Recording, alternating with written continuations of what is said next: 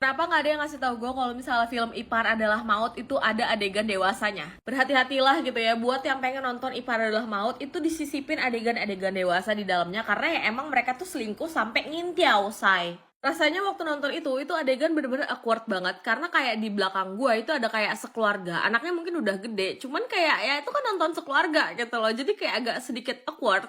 Tapi ya, walaupun dia tuh ada adegan dewasanya, menurut gue cara penyampaian filmnya ini sangat amat bagus. Gue harus acungi jempol, karena gue puas banget dengan segala macam yang terjadi dalam film tersebut. Karakter yang paling gue sukain itu adalah karakternya Nisa, karena menurut gue dia tuh bener-bener banyak banget berkorban untuk keluarganya. Di saat ibunya itu sakit, dia masih bisa baik-baik kepada adiknya. Nisa ini menurut gue perempuan yang gak buta-buta banget lah ya gitu. Dia gak menyalahkan adiknya secara 100% gitu kan. Kayak lu sih godain suami gue dan lain-lain. Tapi dia juga nyalahin suaminya. Yang dimana suaminya itu juga kayak gak bisa nahan diri dan menghancurkan masa depan adiknya. Nah di sisi lain menurut gue karakter yang paling gak tahu diri itu adalah adiknya gitu kan. Ya si Ipar ini. Karena kayak dia itu gak bisa mengontrol dirinya. Bahkan setelah dinasehatin sama ibunya pun gitu ya. Dia tetap gak ngerasa bersalah. Dan kayak seakan-akan gue adek lu gitu. Kayak berlindung di balik itu. Tapi ya emang dari awal karakternya dia ini adalah seorang yang manja dan kayaknya nggak mau disalahin. Gue nggak ngerti sama orang yang bilang kalau misalnya film Ipar Adalah Maut ini membosankan gitu ya. Menurut gue nggak membosankan sama sekali karena acting dari pemerannya itu semuanya bagus. Terutama si yang jadi adik iparnya itu. Menurut gue dia benar-benar bikin kesel wak gitu. Mukanya tuh kayak pas banget gitu loh. Ya tapi balik lagi, ini semua kan pendapat gue doang. Buat kalian udah nonton gitu ya, gimana pendapat kalian? Silahkan tulis kolom komentar, gue pengen denger dong. Ya udah segitu aja dari gue, peace, love, and go. Nih Loli kenapa sih? Ya Allah, siapa sih yang ngajarin Loli? Lu lihat dah, Divisi Humas Polri, Ahmad Sahroni, DPR, Lisio Sigit, Komnas HAM, Komnas Anak. Nih admin-adminnya ya begitu buka langsung dibego-begoin. Nih mereka nih kagak tahu masalahnya apa, tiba-tiba dibilang tetek gua. Lu bisa bayangin gak sih shocknya kayak apa coba? Kayak hah? Apa nih? Gue salah apa nih? Lu bayangin aja pekerjaan mereka tuh banyak ya. Tiba-tiba disuruh ngurusin itu Loli tuh. Loli minta diurusin, ditekin. Iya tahu Loli gitu ya. Iya percaya tahu kok lu kesel. Cuman lu pikirin juga lah, lu mau marah-marah begitu ngetek-ngetekin orang yang kagak salah Loli. Apa coba Loli? Sumpah gue nggak tau. Gue ngebayangin kayak ekspresi adminnya kayak nih kita harus gimana nih gitu, nih gimana nih gitu. Capek Loli, capek, kita semua udah capek ngeliat drama kamu. Iya percaya Loli nggak hamil, ya udah buktiin aja deh Loli gitu ya. Kayak udah deh lu minta maaf dulu ya sama admin itu. Kata gue mereka juga shock tiba-tiba buka DM begitu. Ya udah segitu aja ya Loli ya, semangat Loli gitu kan. Peace, love, and gaul Loli, mantap. Definisi orang nggak tahu diri. Sebenarnya gue udah nggak terlalu ngikutin kasus ini gengs, cuman kemarin gue ngeliat storynya Bang Denny Sumargo. Ini storynya yang ini kalian bisa lihat sendiri ya. Klausul itu adalah isi perjanjian by the way. Bait yang pertamanya, apabila uang itu habis, maka akan dilakukan penggalangan donasi lanjutan gitu. Jadi kayak pengen minta duit lagi. Terus habis itu yang kedua, intinya adalah perjanjian ini nggak akan berakhir gitu. Walaupun salah satu pihak udah nggak setuju. Terus habis itu bakal kayak dipenuhi oleh masing-masing para ahli waris. Nih maksudnya gimana nih, sampai itu udah meninggoy pun kayak perjanjiannya akan tetap berlanjut. Menurut lo aja, gila sih. Ini bener-bener gak tahu diri ya, Wak.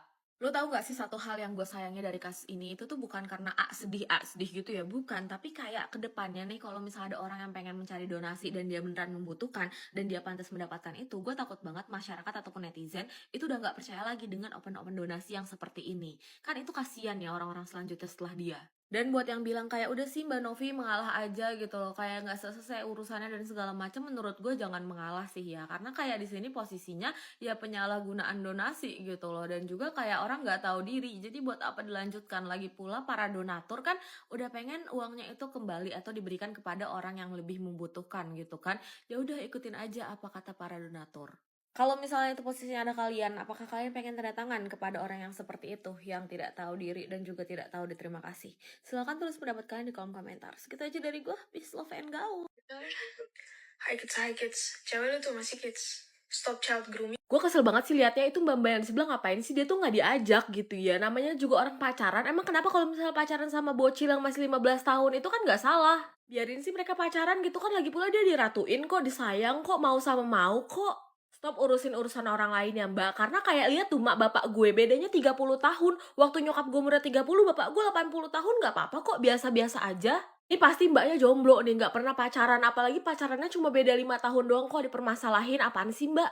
Lagi pula ya, jodoh tuh udah ada yang atur. Kalau misalnya mereka jodoh gimana? Masa lu pengen gangguin hubungan mereka? Udah sana mbak cari pacar gitu biar nggak salty. Itu tadi bukan komentar gua, itu adalah komentar dari orang-orang yang tidak mengerti hukum di Indonesia ini. Buat yang nggak tahu, anak di bawah 18 tahun itu disebutnya minor gitu ya. Mereka itu dilindungi undang-undang dan juga orang dewasa nih tidak boleh berpacaran dengan mereka. Nah, tapi kan ini penuh dengan pro dan kontra nih, apalagi di Indonesia ini pernikahan di bawah umur itu tuh kayak udah biasa banget, terutama di desa-desa. Kali ini gue gak akan ngejelasin dari sisi hukumnya, karena kayak udah jelas gitu kan 18 tahun ke bawah. Tapi gue akan menjelaskan dari sisi yang dijelasin sama dosen gue waktu itu. Ini secara singkatnya aja kenapa anak di bawah 18 tahun itu tidak boleh dipacari dan juga tidak mempunyai konsen, oke? Kalian tahu gak sih kalau misalnya di otak manusia itu ada bagian namanya prefrontal cortex. Yang letaknya itu ada di bagian atas nih, bagian atas otak gitu kan. Dan ini cuma dipunyai oleh manusia. Dan ini fungsinya nih otak ini penting banget gitu ya untuk mengambil keputusan, terus juga mengontrol diri gitu kan, dan juga menimbang konsekuensi. Sebenarnya bagian otak itu udah ada dari kita lahir gitu kan, kecuali yang tidak punya memang atau kelainan tertentu. Cuman masalahnya bagian otak ini nggak berkembang dari kita itu masih kecil. Perkembangan sempurnanya itu tuh baru dimulai dari umur 18 tahun sampai umur 35 tahun. Sebenarnya udah kejawab ya dari sini gitu kan, kenapa kita kalau misalnya ngeliat anak kecil itu kayak nggak ada takutnya, terus juga kayak nggak ada capeknya gitu kan, ngambil keputusan juga suka-suka dia dan segala macam. Nah, itu dikarenakan otak bagian itu belum berfungsi secara penuh gitu, makanya muncullah istilah bocil kematian nih gitu. Dan karena hal ini juga, makanya anak di bawah 18 tahun itu belum boleh mempunyai konsen. Even dia bilang dia setuju, even dia bilang dia suka sama lu, tetap tidak boleh dipacarin karena dia itu belum mempunyai konsen. Nah, sebenarnya undang-undang dan juga segala macam perlindungan yang dibuat gitu ya, itu tuh supaya mencegah orang-orang dewasa ini bisa memanipulasi anak kecil. Atau kayak memanfaatkan si anak kecil ini, begitu loh, Wak. Dari sisi hukumnya udah jelas, dari sisi penelitiannya juga udah jelas gitu kan, stop normalisasiin pacarin anak yang masih di bawah umur, oke? Ya udah segitu aja dari gua, peace, love, and gaul. Kalian udah lihat konten ini belum sih? Sumpah ya, ini menurut gua orang-orang kayak gini adalah orang-orang yang memang tidak boleh diberikan kebebasan berpendapat. Ada yang berkomentar kayak gini di IG-nya Ridwan Kamil dan juga dibales kayak gini sama Ridwan Kamil. Hey, kalau mau kalah, kalah aja, jangan bawa-bawa almarhum anak saya. Dan gak sedikit juga orang-orang yang kayak gini selama masa pemilu kemarin yang gue lihat itu kan ngatain si Mutiara Baswedan cuman perkara rambutnya dia. Yang dimana itu jatuhnya adalah lu rasis. Gue gak masalah selama pemilu ini ada yang beda pendapat gitu kan, apalagi sampai berantem dan lain-lain, mengutarakan pendapatnya dia yang berdasarkan fakta dan juga data. Tapi masalahnya kalau misalnya sudah mengarah kepada sesuatu hal yang gak bisa mereka pilih, kayak contohnya itu bawa-bawa rambut gitu kan, terus abis itu juga ad hominem, bawa-bawa anaknya yang dimana ya nggak salah gitu loh, bapaknya punya pilihan yang berbeda dengan dia, kenapa anaknya yang dibawa-bawa? Kenapa kalau misalnya orang tidak sesuai gitu kan pilihannya dengan yang dia pilih, itu tuh kayak harus menyerang secara personal. Orang-orang kayak gitu menurut gue benar-benar memalukan banget sih, kayak cuman jago di sosial media doang, tapi begitu didatengin bakal langsung nangis-nangis, begitu dilaporin langsung minta maaf. Apapun keputusannya di pemilu nanti ya, menurut gue ya udah itulah kebenarannya gitu. Kalau misalnya kalian memang melihat ada banyak kecurangan gitu kan dari berbagai macam kubu, silahkan dilaporkan. Tapi kalau misalnya nanti laporan kalian itu ditolak atau kayak dinyatakan tidak benar gitu dan segala macam, ya terima kenyataan itu, begitu loh. Perlu diingat kalau misalnya negara demokrasi memang pada dasarnya ya seperti ini gitu loh. Siapa yang menang adalah mereka yang punya suara terbanyak. Ya udah segitu aja dari gue. Yang terakhir gue cuma pengen ingetin jangan pernah nyerang secara personal orang-orang yang berbeda pilihan kepada kalian. Siapapun presidennya, tetap peace, love, and gaul. Wajar selingkuh Ria Ricis biasa aja mukanya. Wajar selingkuh Ria Ricis biasa aja mukanya. Sisilia Angelina.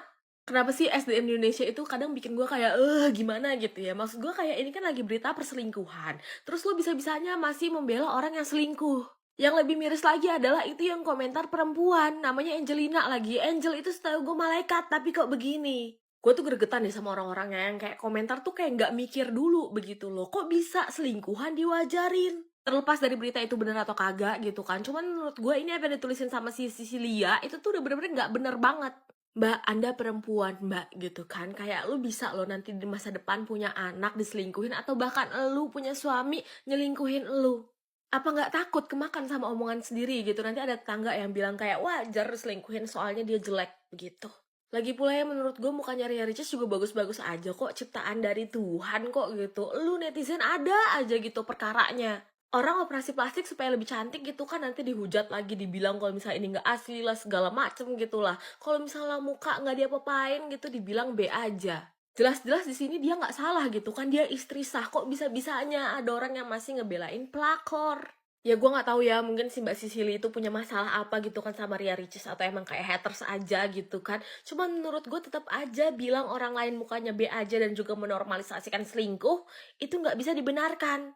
Yuk bisa yuk dikurangin gitu kan ngomongin yang kayak gitu. Maksud gue kayak kalau misalnya lu mau membela, belalah orang yang benar begitu. Even lu nggak suka sama Ria Ricis sekalipun, jangan pernah lo bilang kalau misalnya dia tuh kayak wajar diselingkuhin begitu.